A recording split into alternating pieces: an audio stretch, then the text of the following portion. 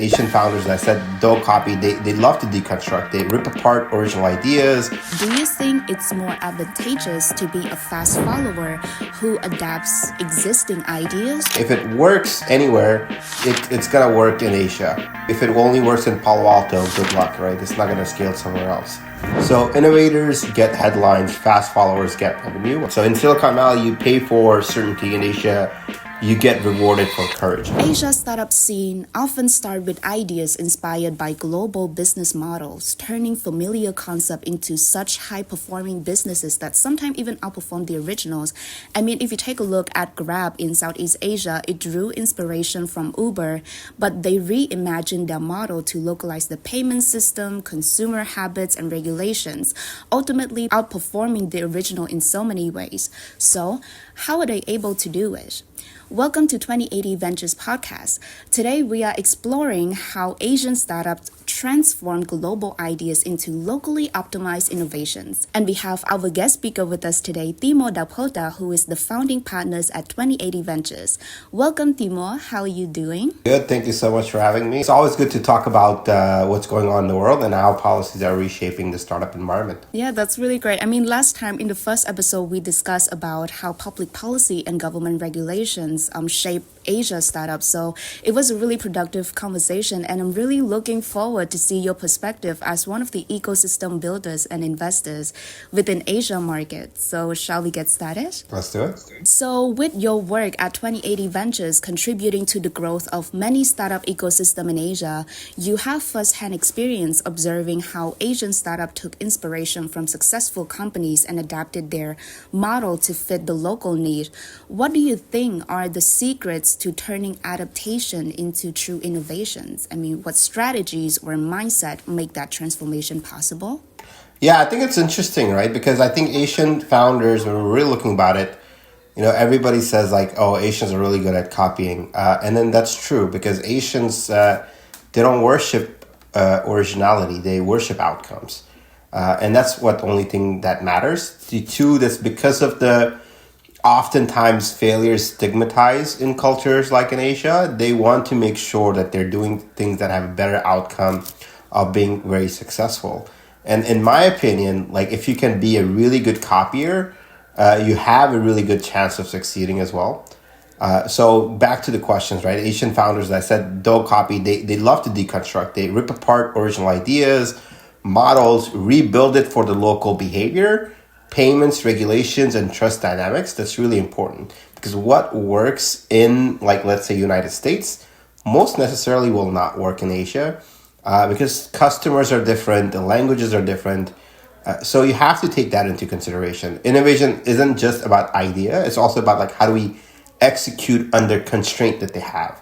So if you're really looking at it like Silicon Valley optimizes for elegance, Asia and Asian founders, they optimize for survival and they guess which one scales better. So if you're a startup working in Asia, if it works anywhere, it's going to work in Asia. And if it only works in Palo Alto, good luck, right? It's not going to scale somewhere else. So this is a few things to keep in mind when we're thinking about Asian companies. I mean, you mentioned a little bit about comparing Asian markets to Silicon Valley markets. While Silicon Valley markets are relatively homogeneous, Asia markets is usually fragmented into multiple cultures and languages and payment systems. So this has really forced startups to create diverse solutions and unique growth strategies. So in your perspective, how does this influence how startups innovate? Look, fragmentation forces innovation. And homogeny breeds laziness, right? So in Silicon Valley, you have one language, one payment system, one culture. It's like building on easy mode. In Asia, you're dealing with 5 different currencies, 3 different alphabets, government rules that change every week, and you have users that don't trust you. So startups don't just build products, they build systems. And Asia doesn't let you ship version 1. It demands 3 versions in one day. And then so people need to realize like a country like even in India, you have people that have so many different languages, so many different cultures. They're also speaking their native language with the cross of English.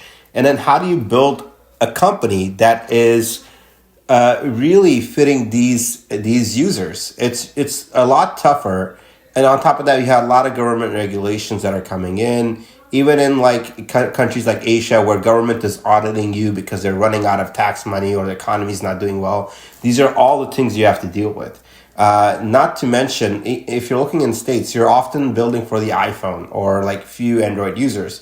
Well, in Asia, everybody has a different version of an Android user. You have to build your applications for multiple different versions, not including iPhone. You raise a really great point about that. And, going back to how Asia startup take inspiration from successful global companies, as much as we're talking about how many startups are approaching the fast follower mindset, there are also startups which focus on breakthrough innovation. So in today's startup landscape, do you think it's more advantageous to be a fast follower who adapts existing ideas or to be inventors creating something entirely new? I mean, what are the pros and cons of it? I think inventions, a lot of people have great inventions that don't monetize necessarily really well. And I think that's what oftentimes is missing. Invention to create something to make people's lives better that also make money is really, really tough. So it's always almost better to be a fast follower. Fast followers win almost every time. So even if you look at Google, Google wasn't the first search engine. Apple wasn't the first personal computer. There were many before that. So it's important to think about, like, when we're looking about innovators, they weren't the first to do that. Even like Tesla wasn't the first electric car. So innovators get headlines, fast followers get revenue, and I think that's what we need to keep in mind. Being first, being first is overrated if you don't know how to actually get people and how do they behave to your products. So Asia's best founders watch what works globally, then they execute faster, cheaper, and more locally than the original ever could. So like great examples are of this is 7-Eleven, right? 7-Eleven was started here in the United States. Then the idea was taken by Japan, and where Japanese have done a lot better job with 7-Eleven than America could have. So to the point now people think that 7-Eleven was originated in Japan because it's so good. And they have a lot of innovative technology behind 7-Eleven in Japan.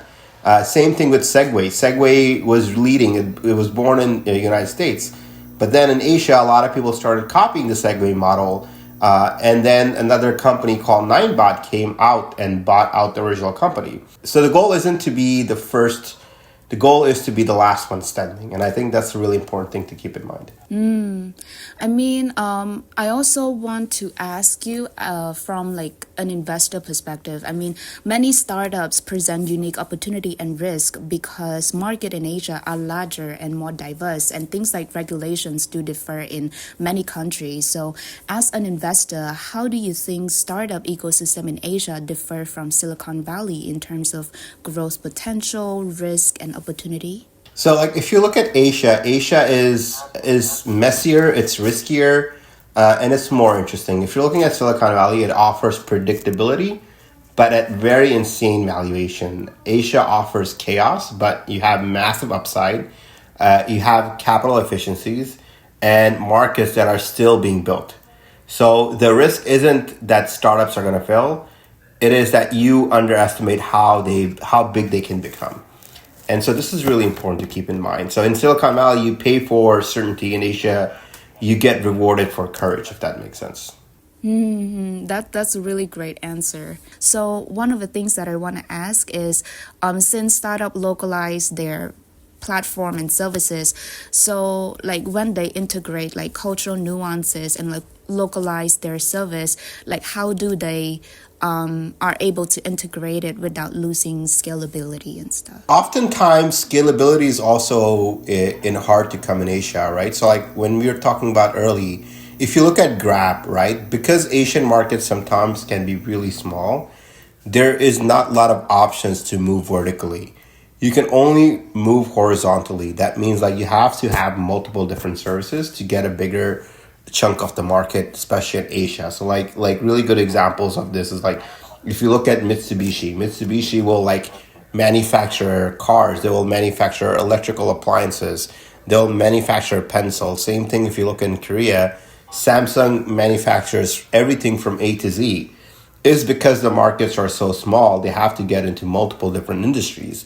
And like because they get into multiple different industries, they are also upscaling their knowledge bases, and they're seeing how everything across these industries are being connected and how all the different dots connect. I also want to ask more related to Asian startups. Once they get successful, they will want to expand beyond their home country and not just in Asia, but beyond like Asia in general. So, do you have any advice for founders who want to successfully scale across not just Asian markets, but beyond? Like, is there any mistakes that they should avoid? Something like that. Like I think a lot of the mistakes founders make is you are stuck on a market that you think is going to work. So like, okay, I want to go into the United States and let's just scale there. I think that's a really like wrong approach to have.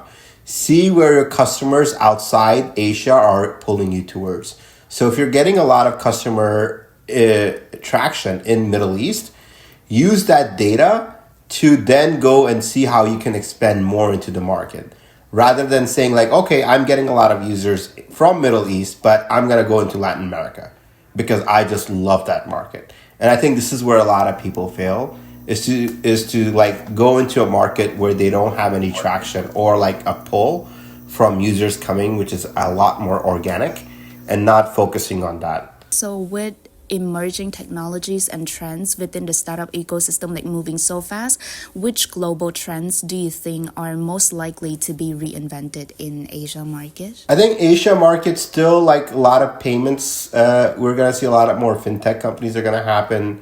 A lot of D2C brands are going to happen. So especially in India, we're seeing like a lot of direct to customers brands that were traditionally dominated by players like Gillette, Procter and Gamble, Johnson and Johnson. They're being kicked out by like really great homegrown brands that Indian users are clamoring towards, and they're doing it at a cheaper price, much better quality than the international companies were. So that's very interesting. Of course, artificial intelligence, we're gonna see that's gonna be more localized towards the language and the culture. We're gonna see a lot more happen towards that. So these are like the three trends that I'm seeing.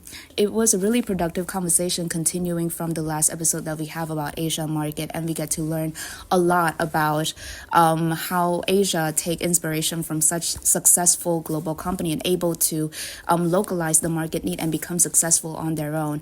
And hearing your perspective, I mean, as an ecosystem builder within Asia market, it was super interesting. So thank you very much, Timo, for joining today's podcast episode. Thank you so much, Sangik. Thank you.